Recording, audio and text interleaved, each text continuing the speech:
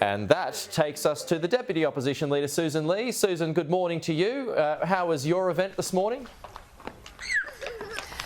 Well, Pete, it's so heartwarming to travel to the small communities in the Riverina. I was at Howlong, further down the Murray River, and here in Albury, where thousands will gather along Dean Street behind me and then make their way up to Monument Hill. But these tiny towns gave up so many young men for the cause. In World War I, I think about it being a volunteer army and fighting for a cause, an empire on the other side of the world.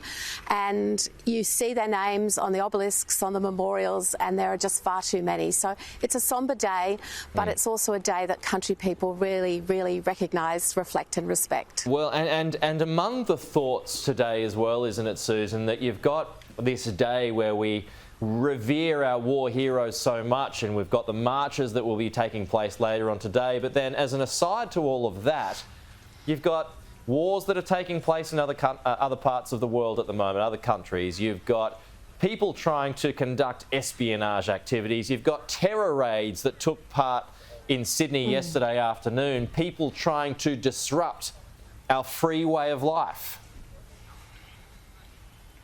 That's right, Pete, and we should always be aware of the domestic implications for anything that happens overseas, because of course we are so far away geographically, but the world is very close, and with espionage and foreign interference, we can see the effects of something on the other side of the world happen instantly in Australia, and we just have to be vigilant. And I'm so proud to be part of a country that cares so much about both its veterans but also the veterans when they come home. And we talk about the big wars on a day like this, but we had Australians in peacekeeping forces, we've had Australians in smaller conflicts, but we all have, and we all know Australians who bear the scars and who struggle today to live with what they have seen and sometimes what they have done, and their families similarly are holding them close.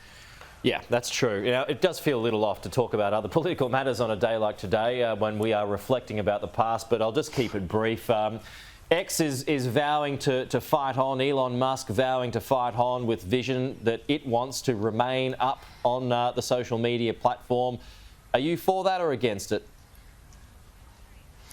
I'm for X obeying the law, and I'm not for the actions and the statements of our E-Safety Commissioner being ignored.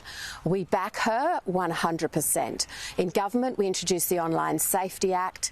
We want to see age verification tools put in place to prevent young people accessing both sinister and also really awful images on the net, and the government needs to progress that. They, for some reason, have stepped back from that age verification. But politicians, I think, are united in being very, very concerned about what our young people see online. And for some young people, there's no problem, and they can accept the context in which they see something. But for others who are vulnerable, it simply is not. It's not safe, and so I'm really disappointed with the approach that Elon Musk and the way he's taken over this company, and it's just a free-for-all, and it's not fair and it's not right. But he argues that fine if you want to mute it here, but we should have no rights to be able to tell X what to do in its own country or other countries beyond our borders. Well, that's patently ridiculous. Of course we should, and that's why we have an E-Safety Commissioner who has the resources and the evidence to understand what damage these images and this content does. There's always that balance between free speech and some of the content and the hateful, insightful, awful messages and images that people see, and that's why we have somebody like Julian Mangrant in that position to do that dedicated work, and we all need to focus on it. Parliament needs to, parents need to. It's such a topic of conversation at the moment. I'm a user of technology, Pete. I love technology. I love the way it brings people together. I love the way it connects people. But there is a dark side, and we have to be careful and we have to be vigilant. Yeah, a dark side that forces people apart, that's for sure. Just finally, Sussan, a last one here, also on social media, TikTok. Joe Biden moving to ban it in the United States. We'll see where that ends up, but it's looking more and more likely should it be banned here in Australia as well.